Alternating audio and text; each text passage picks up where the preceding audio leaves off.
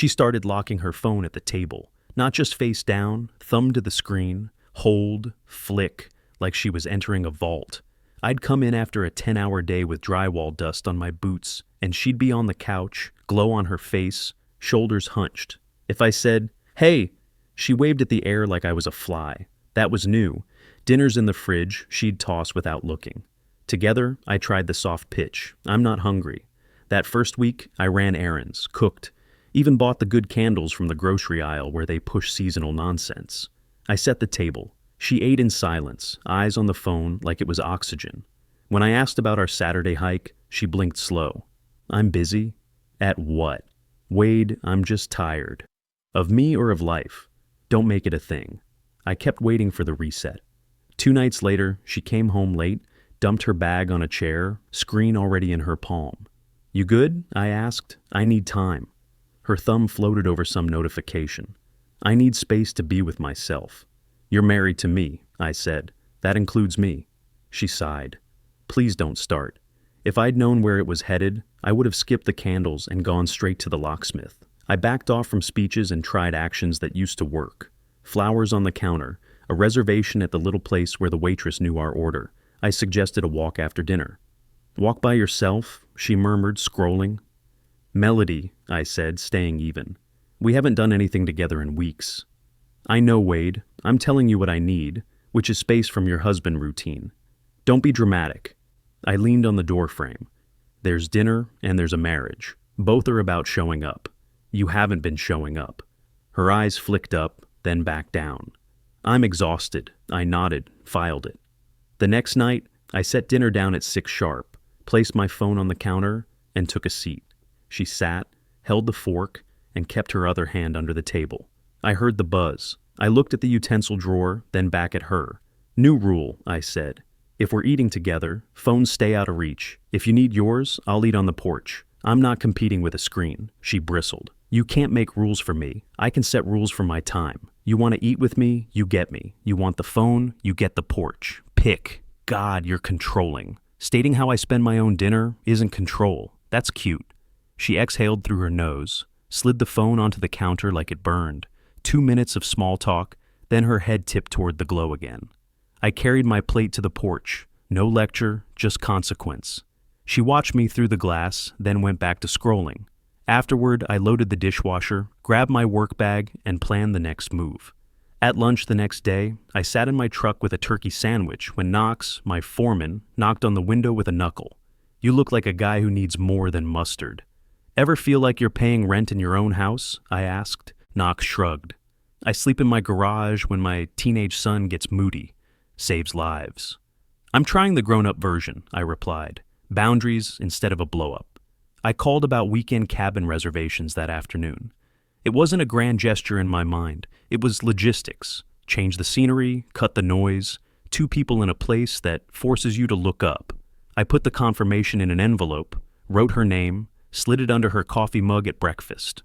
"What's this?" she asked, hair up, robe tight. "Open it." She tore the flap, scanned, blinked. "Mountain cabin, 3 days, walks, no phones at the table. We'll disconnect properly. No service bars," she kept reading, mouth flat.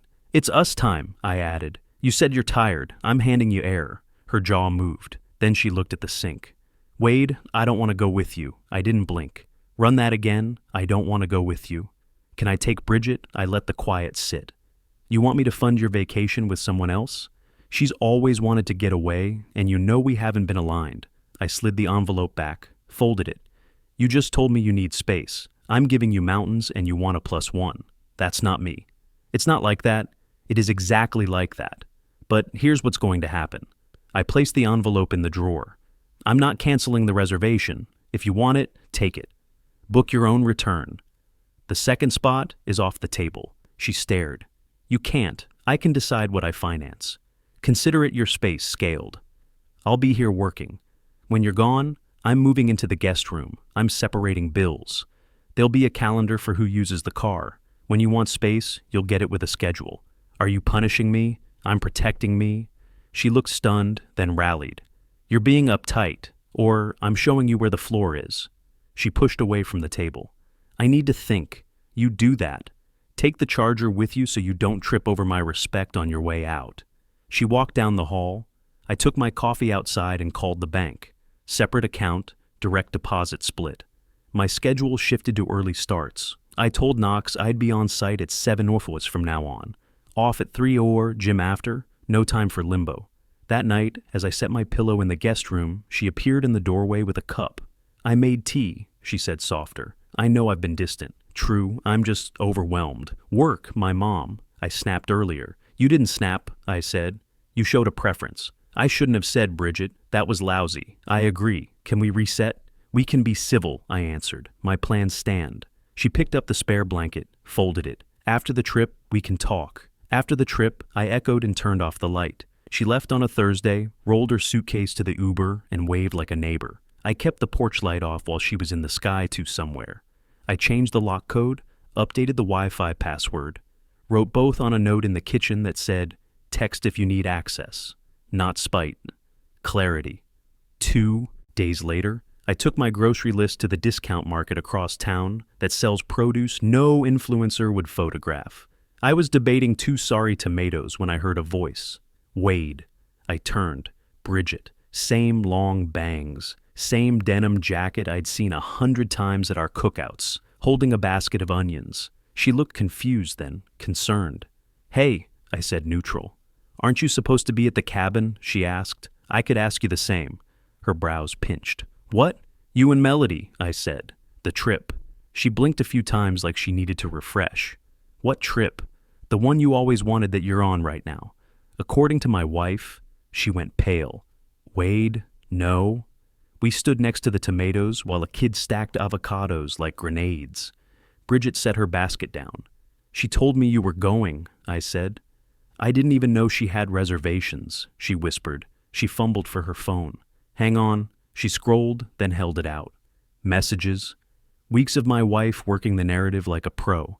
"If Wade asks, I'll say I'm with you. You'll say we're at the cabin," from Melody. A selfie in a bathroom mirror captioned, "Made it safe."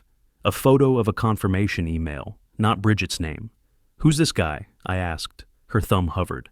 "I don't know him. Wait." She swiped to a picture. 2 suitcases on a hotel rug. 2 pairs of shoes. 1 set not mine. Bridget swallowed. "Wade, I'm sorry. Not your lie," I said, "but your name's on it. I had no idea she'd use me like that. Seems she needed a cover." The kid stacking avocados dropped one. It rolled to my boot. I picked it up, set it back. Bridget looked like she owed me a blood transfusion. "Don't do that face," I said. "It's a simple chart." She chose to go one way. I'm going another. "How are you even standing here calmly?" she asked. "Couple reasons.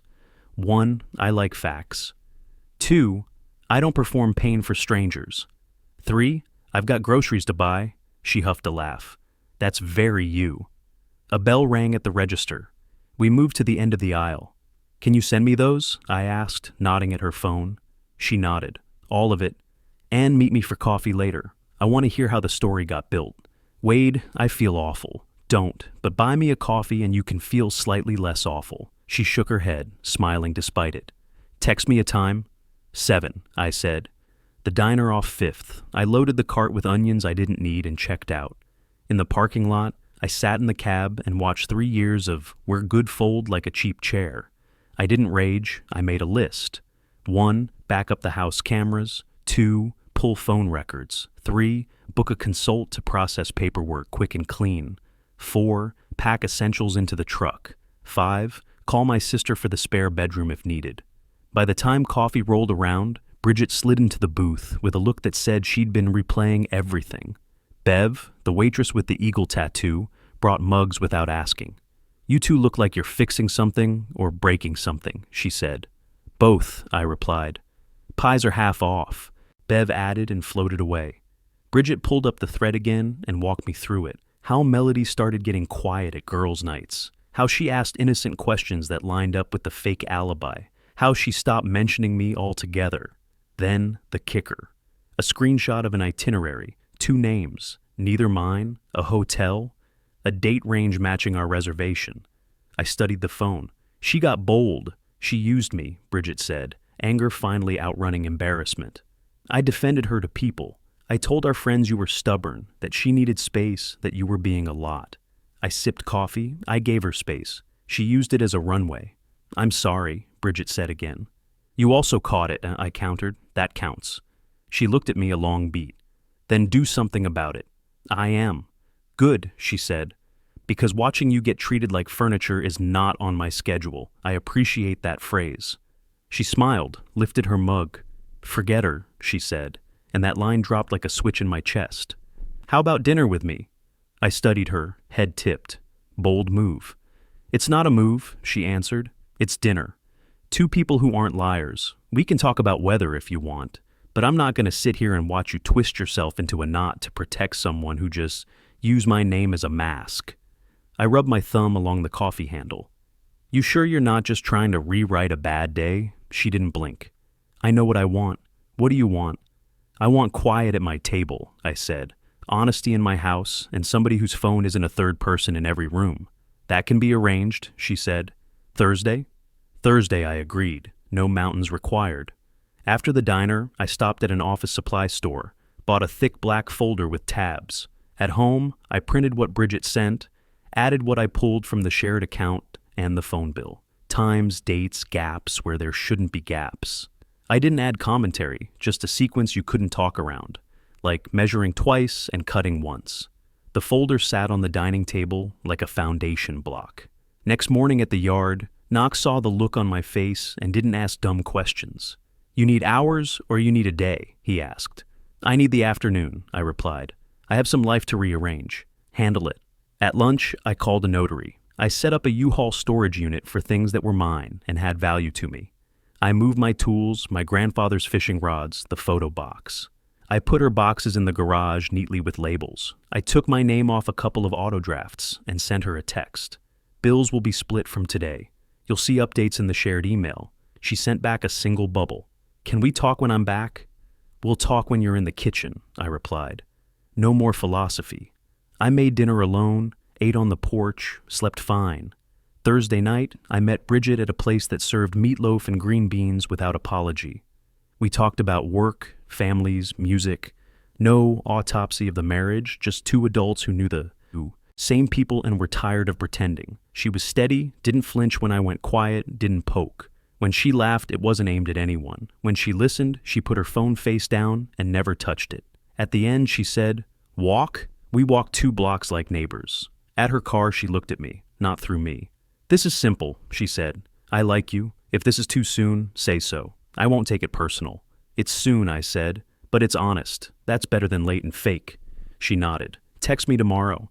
When I got home, the folder on the table looked larger. I placed the papers on top. A simple set of forms, a list of assets already separated, dates for a storage pickup, and my letter. It had one line. My respect has requirements and I won't negotiate them. She landed the next day. The Uber pulled up. She came in with a suitcase and a smile you rehearse in the bathroom mirror. Hey baby, she said. I locked the door behind her. Kitchen, I said, and motioned to the table.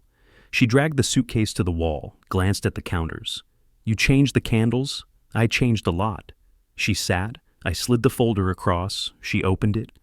Papers, photos, times. The air didn't move for a minute. What is this? She asked. Documentation, I said, and a path. She swallowed. Wade, this is not what you think. What I think doesn't matter. The facts do. I was confused, she offered. Confusion doesn't book hotels. I'm under pressure. Pressure doesn't hide behind a friend's name. She looked up then, eyes bright with effort. Please, I'm asking for a chance to explain. You had weeks to explain, I answered. You explained with your feet. It was a mistake, more than one. I'm lost. You traveled with a companion, I said, choosing words like I was reading a manual. That was your map. She reached across the table, palm up. I can change. People change when the cost changes, I said. Here's the new cost. We're done. Don't do this. I leaned back. Melody, when I cooked, you scrolled. When I bought reservations, you asked for a substitute. When I asked for respect, you called me controlling. The only variable I haven't adjusted is access. That ends now. You're throwing away our marriage for a trip, she snapped. I'm closing a chapter because you closed the door and put a chair under the knob. She blinked, then tried a different script. Look, I'm sorry. I shouldn't have lied about Bridget. I was scared. We've been distant and I panicked. Please, let's go away together. We can still use the other reservation. That isn't a reservation, I cut in. It's a receipt. She pushed the folder back like it might bite. What do you want me to do? Read the letter. Sign where the flags are. The notary is coming at 6. At 6 today? Yes, I need time. You used it. Sign or don't. I'm not debating. She stood, circled the island, touched my shoulder. That used to be a reset for us. A hand to the shoulder, a breath.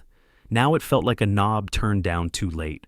Wade, she whispered, leaning closer. Please, I'll shut everything down. I'll be present. I'll make it right. Good. Practice with yourself. Her eyes flashed. How can you be so cold? Clarity looks like cold when you've been living in fog. There was a knock at the front door. Mrs. Henderson from next door holding a package. Sorry to interrupt, she chirped. They delivered my vitamins here again. I opened, took the box, and handed it over. She glanced past me and saw Melody at the table with the folder. Oh, she said, sensing a story. Bad time? It's fine, I said, just handling house business. I always said nothing good happens with secrets, she offered, then realized she'd said it out loud. Okay, I'll go. Thanks, Mrs. Henderson. I closed the door.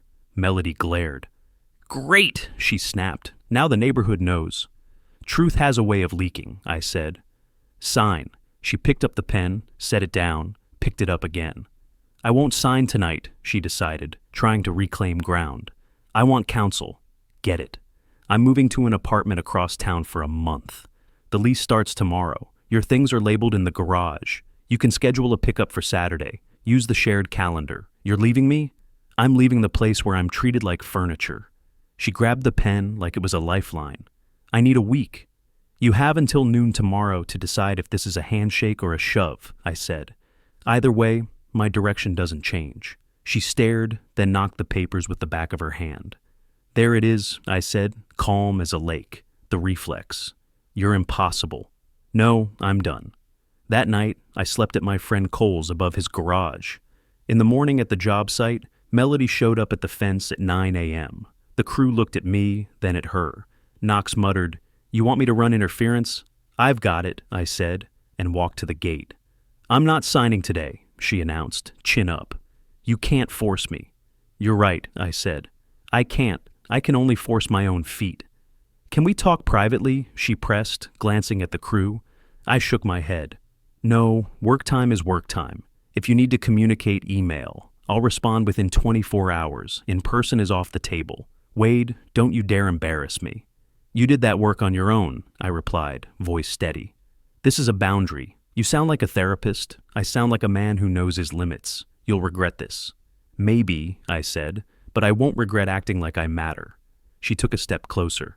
The sight dog, a lazy pit mix, lifted his head.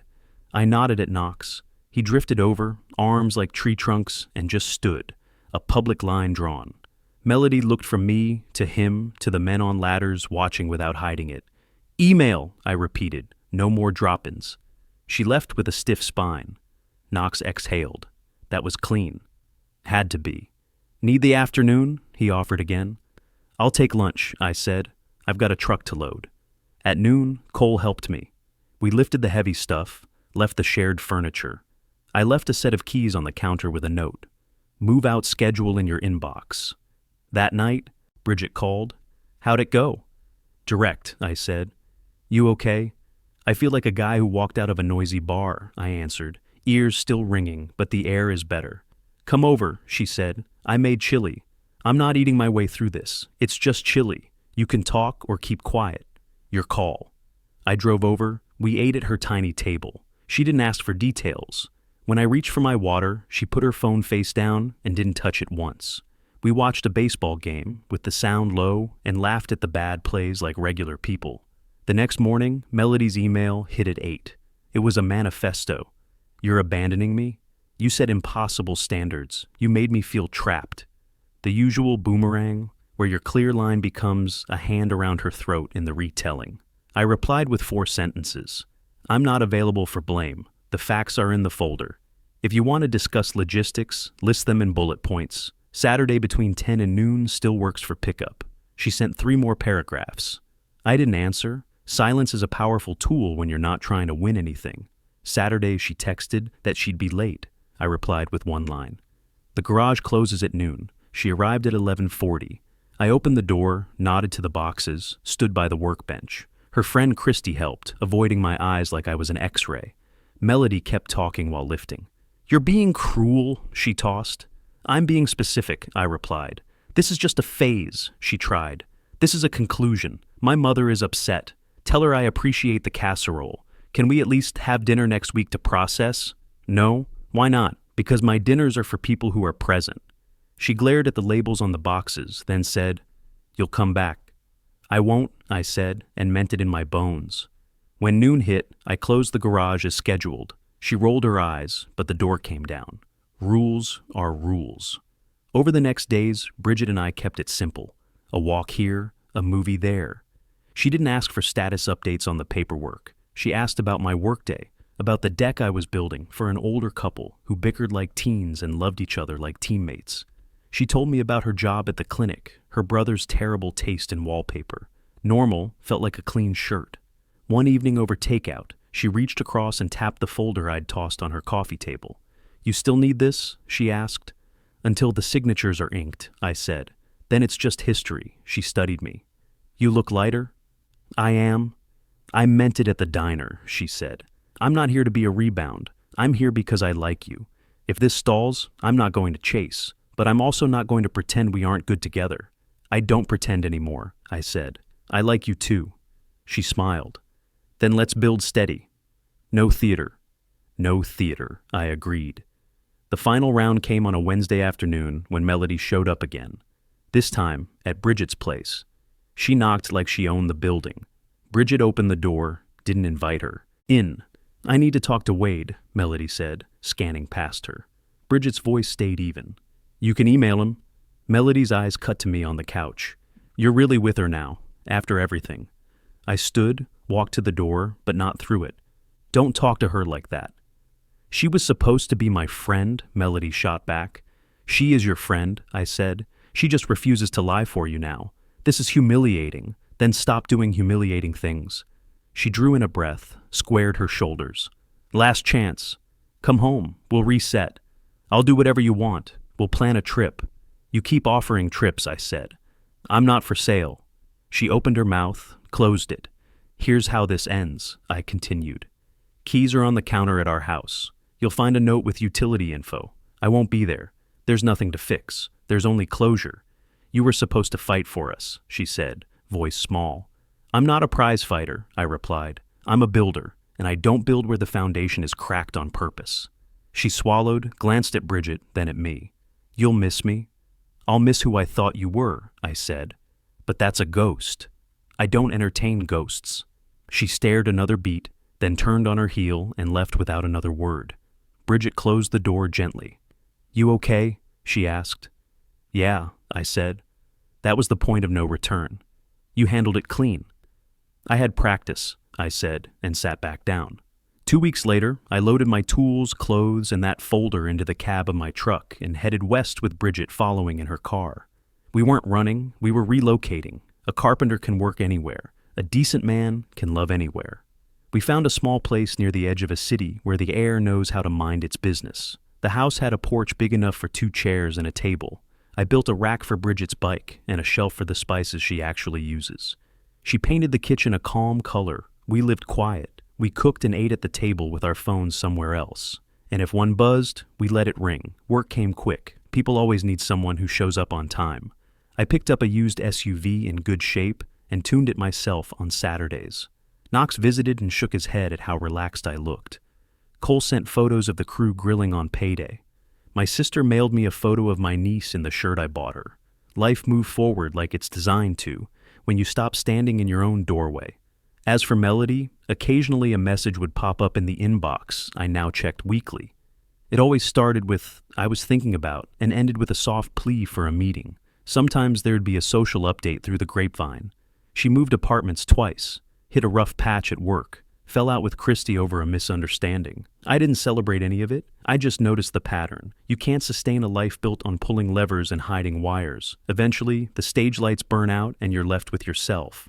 Last Saturday, I set 2 plates of pancakes on the table, and Bridget came in wearing one of my old work shirts like a victory flag I didn't earn with anything but good behavior. "You're smiling," she said.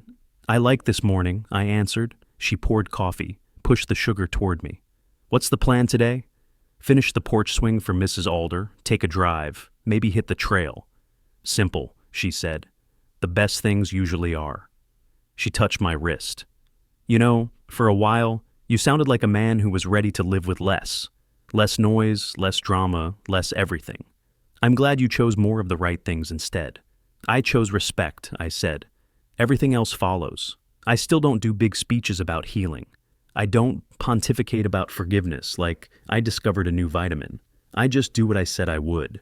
I keep my rules simple and my access earned. The last time I saw the folder, it was in a banker's box labeled old papers, shoved behind a stack of screws in the garage.